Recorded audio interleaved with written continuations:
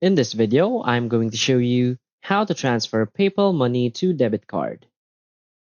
So please watch the video until the end or follow this tutorial step by step to avoid making mistakes.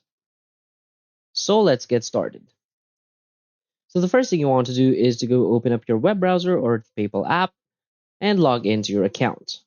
Now go to your wallet. So on the PayPal homepage, click on Wallet at the top of the page, and on the app, tap on your PayPal balance. Now click on Transfer Money located near your PayPal balance. Now select Transfer to your bank or Transfer to your bank account. Now choose the debit card you want to transfer the money. So if you haven't linked your debit card yet, you'll need to do so by clicking on Link a Card and following the instructions to add your debit card information. Now enter the amount of money you wish to transfer from your PayPal balance to your debit card. Now review the transfer details to make sure everything is correct. Click on Transfer or Submit to initiate the transfer. Now wait for the transfer to complete. So transfers to a debit card are typically instant, but in some cases it may take up to 30 minutes. So that's it. So if you find this video helpful, please hit like and subscribe. Thanks.